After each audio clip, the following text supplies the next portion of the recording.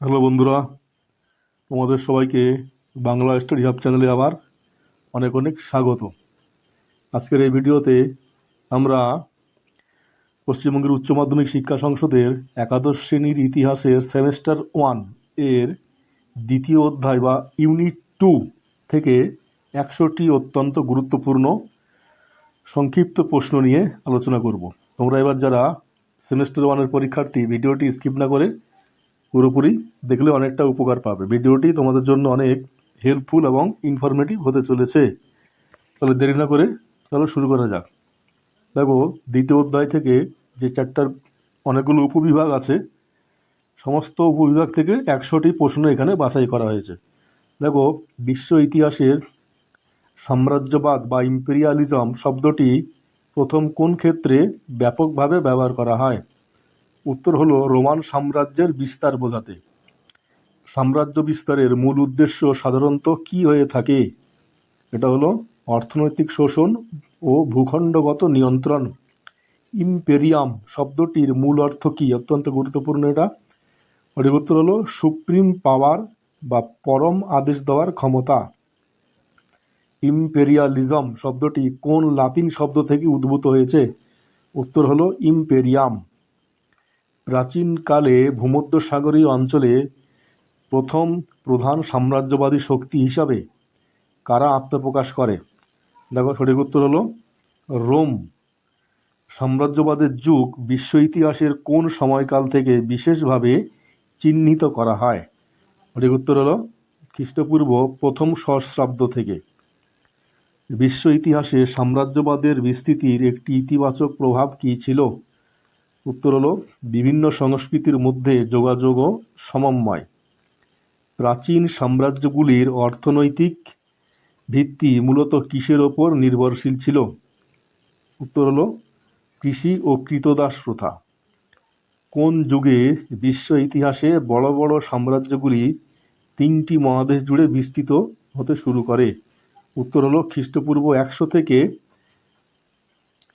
1300 খ্রিস্টাব্দ পর্যন্ত। সাম্রাজ্যবাদী নীতি অনুসরণের মাধ্যমে রোম কোন প্রাচীন নগর রাষ্ট্রকে সম্পূর্ণ ধ্বংস করেছিল?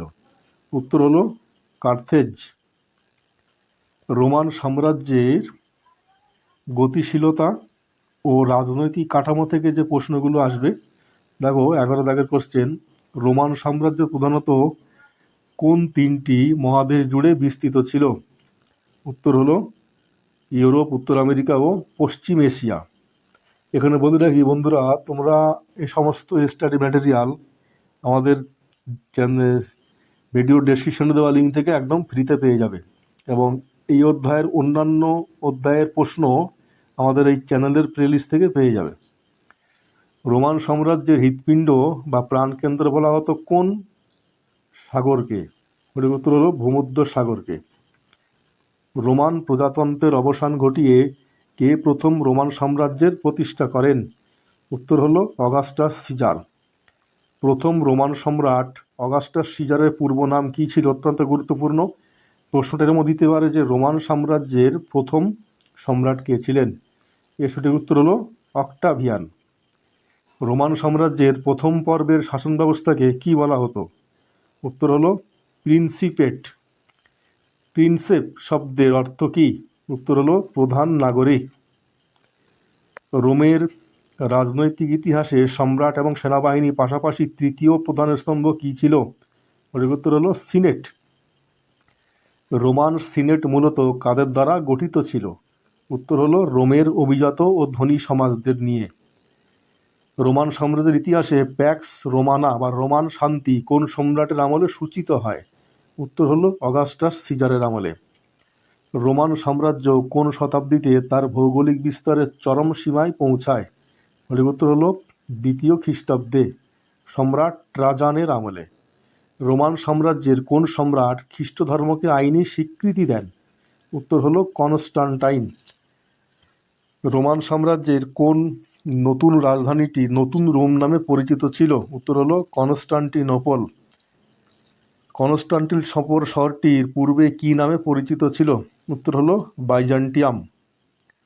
রোমান সমাজের উচ্চবিত্ত বা অভিজাত শ্রেণীকে কি বলা হতো? সঠিক উত্তর হলো প্যাট্রিসিয়ান। রোমান সাম্রাজ্যে সাধারণ নিম্নবিত্ত নাগরিকদের কি বলা হতো? প্লেবিয়ান। রোমান অর্থনীতিতে শ্রমের প্রধান উৎস কারা ছিল? সঠিক উত্তর হলো কৃতদাস বা স্ল্যাবস। রোমের কৃতদাসদের মল্লযুদ্ধ বা হিংস্র পশুর সঙ্গে লড়াই করতে হতো, তাদের কি বলা হতো? তাদের বলা হতো গ্ল্যাডিয়েটর। রোমের বিখ্যাত দাস বিদ্রোহের নেতৃত্ব কে দিয়েছিলেন?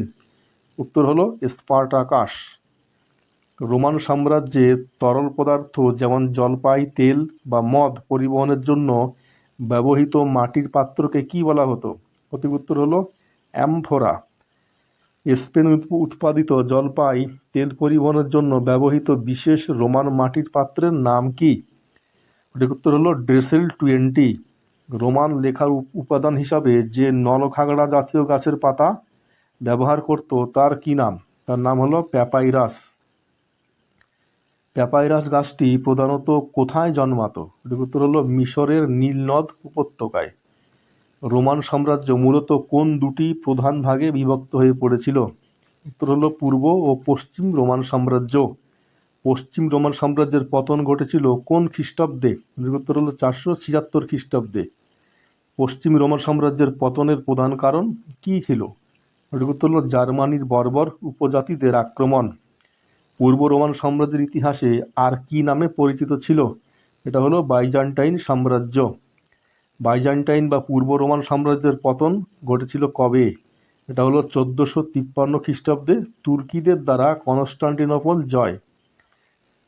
রোমান আইনের প্রথম লিখিত রূপ সংকলনটি কি নামে পরিচিত ছিল? এটা হলো দ্বাদশ সারণীর আইন। রোমান সাম্রাজ্যের কোন সম্রাট তৈরি আইনি কোড বর্তমানে বিশ্বের সিভিল লয়ের ভিত্তি? এটা হলো জাস্টিনিয়ানের। রোমান সাম্রাজ্যের সরকারি বা প্রশাসনিক ভাষা কি ছিল? উত্তর হলো ল্যাটিন। রোমান সাম্রাজ্যের পূর্ব অংশে কোন ভাষার আধিপত্য বেশি ছিল? সঠিক উত্তর হলো গ্রিক। আমাদেরকে এখানে আরেকবার বলে রাখি, তোমরা এই সমস্ত স্টাডি ম্যাটেরিয়াল এই ভিডিও ডেসক্রিপশনের লিঙ্ক থেকে একদম ফ্রিতে ডাউনলোড করতে পারবে বা কপি করে নিতে পারবে। দেখো পরের প্রশ্ন, রোমের বিখ্যাত বহুতল ক্রীড়াঙ্গন বা থিয়েটারটির নাম কি ছিল? সঠিক উত্তর হলো কলোসিয়াম। রোমান সেনাবাহিনীতে দীর্ঘদিন কাজ করার পর অবসরপ্রাপ্ত সৈন্যদের কি দেওয়া হতো? সঠিক উত্তর হলো জমি ও পেনশন। কোন রোমান সম্রাট সাম্রাজ্য পরিচালনার সুবিধার্থে ডায়োসেস বা প্রশাসনিক বিভাগ তৈরি করেন? এটা হলো ডায়োক্লেটিয়ান। রোমানদের প্রধান দেবতা কে ছিলেন? সঠিক উত্তর হলো জুপিটার। দেখো পরের যে উপবিভাগ আছে রোমান ও ভারতীয় উপমহাদেশের সম্পর্ক। প্রাচীনকালে রোমান সাম্রাজ্যের সাথে ভারতের বাণিজ্য প্রধানত কোন পথে হতো? সঠিক উত্তর হতো রেশম পথ বা সিল্ক রুট এবং লোহিত সাগরীয় জলপথ। রোমান সাম্রাজ্যে ভারতের কোন মশলার চাহিদা সবচেয়ে বেশি ছিল যাকে কালো সোনা বলা হতো? এটা হলো গোলমরিচ বা ব্ল্যাক পেপার। ভারতের কোন অঞ্চলে রোমান মুদ্রার বিশাল ভাণ্ডার বা পোত পাওয়া গেছে? এটা হলো দক্ষিণ ভারতে। দক্ষিণ ভারতে পুদুচেরির কাছে অবস্থিত বিখ্যাত প্রাচীন রোমান বাণিজ্য কেন্দ্রটির নাম কি? এটা হলো আরিকামেদু। ভারতের কোন রাজবংশের শাসকরা রোমান সম্রাট অগাস্টাসের দরবারে দূত পাঠিয়েছিলেন? এটা হলো পাণ্ড্য ও কুষাণ বংশ। রোমান লেখক প্লিনি তার কোন গ্রন্থে ভারতের সাথে বাণিজ্যের কারণে রোমের সোনা নিষ্কাশনের জন্য দুঃখ প্রকাশ করেছিলেন? এটা হলো ন্যাচারাল হিস্ট্রি।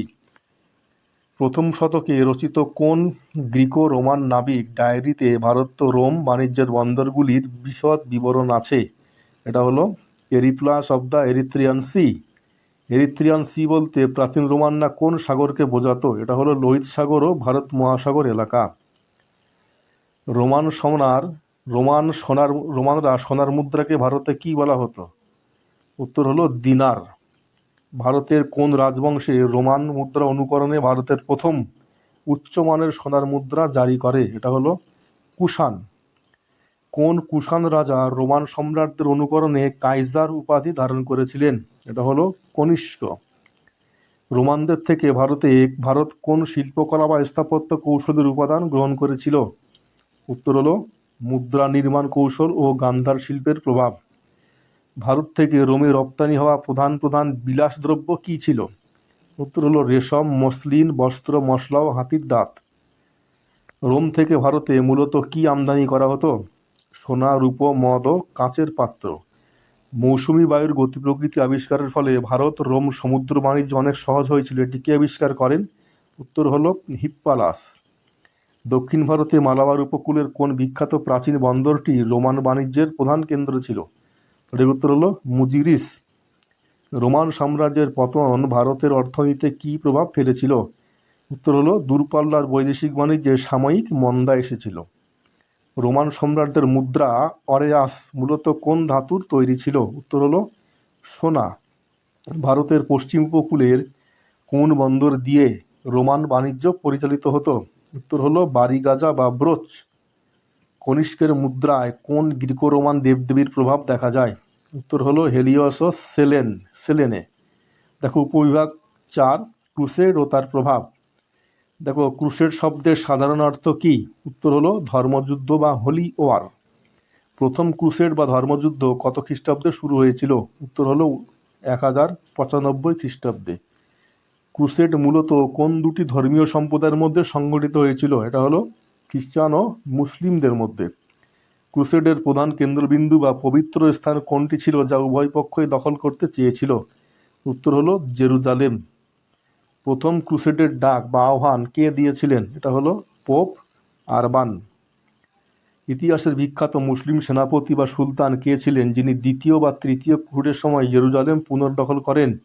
উত্তর হলো সালাউদ্দিন। কত খ্রিস্টাব্দে সুলতান সালাহউদ্দিন জেরুজালেম পুনরুদ্ধার করেন? উত্তর হলো 1187 খ্রিস্টাব্দে। মোট কতবার প্রধান ক্রুসেড বা ধর্মযুদ্ধ সংঘটিত হয়েছিল? এটা হলো 8 থেকে 9 বার। ইউরোপের ইতিহাসে ক্রুসেডের একটি প্রধান সামাজিক প্রভাব কী ছিল? উত্তর হলো সামন্ততন্ত্রের পতন বা ত্বরান্বিত হওয়া। এখানে বলে রাখি, তোমরা যারা এবারে একাদশ শ্রেণী পরীক্ষার্থী প্রথম সেমিস্টারের, তারা ইতিহাসের এই ভিডিওগুলো অত্যন্ত হেল্পফুল এবং ইনফরমেটিভ, তোরা স্কিপ না করে পুরোপুরি দেখো, অনেকটা উপকারে আসবে। দেখো পরের প্রশ্ন, ক্রুসেডের ফলে ইউরোপীয় বাণিজ্যে কোন অঞ্চলের বণিকদের প্রাধান্য বৃদ্ধি পায়? এর উত্তর হলো ইতালীয় শহরগুলি যেমন ভেনিস, জেনোয়া, বণিক ইত্যাদি। ক্রুসেডের অর্থনৈতিক প্রভাব হিসেবে ইউরোপের কোন ব্যবস্থার বিকাশ ঘটে? এর উত্তর হলো মুদ্রাভিত্তিক অর্থনীতি ও আধুনিক ব্যাংকিংয়ের সূচনা। ক্রুসেডের সাংস্কৃতিক প্রভাব হিসাবে ইউরোপীয় আরবদের কাছ থেকে কি শেখে? সঠিক উত্তর হলো বিজ্ঞান, গণিত, চিকিৎসা শাস্ত্র এবং প্রাচীন গ্রিক দর্শনের জ্ঞান। ক্রুসেডের ব্যর্থতার পর ইউরোপের সাধারণ মানুষ কার ওপর বিশ্বাস বা আস্থা কিছুটা হ্রাস পায়? এর উত্তর হলো পোপ এবং চার্চের সর্বময় ক্ষমতার উপর। কোন ক্রুসেডের সময় খ্রিস্টান নাইটরা নিজেদেরই শহর কনস্টান্টিনোপল লুণ্ঠন করেছিল? এর উত্তর হলো চতুর্থ ক্রুসেডের সময়। ক্রুসেডের যুগে ইংল্যান্ডের কোন বিখ্যাত রাজা যুদ্ধে অংশ নিয়েছিলেন? এটা হলো রিচার্ড দি লায়ন হার্ট।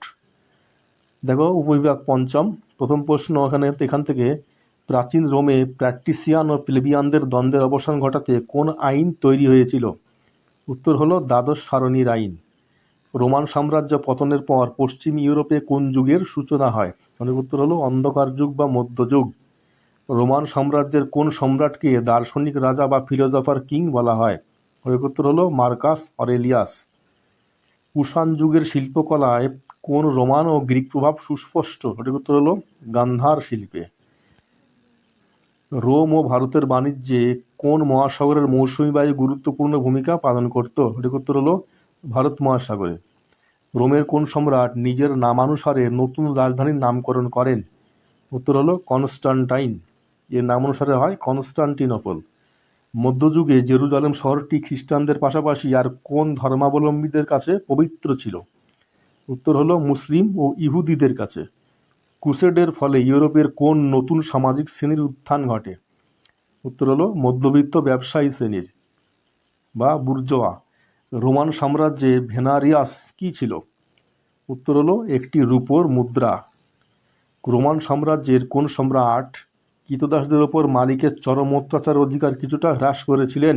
এটির উত্তর হলো হাড্রিয়ান ও অ্যান্টোনিনাস। রোমান প্রজাতন্ত্রের সময়কালের প্রধান দুই শাসককে কি বলা হতো? উত্তর হলো কনসাল। রোমান সাম্রাজ্যের শেষ শক্তিশালী সম্রাট কে ছিলেন যিনি দুই অংশকে একত্রে শাসন করেছিলেন? এটির উত্তর হলো থিওডোসিয়াস।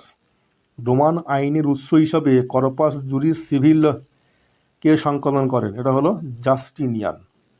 ক্রুসেড বা ধর্মযুদ্ধের অবসানের পর ইউরোপের কোন ঐতিহাসিক যুগের পথ প্রশস্ত হয়? সঠিক উত্তর হলো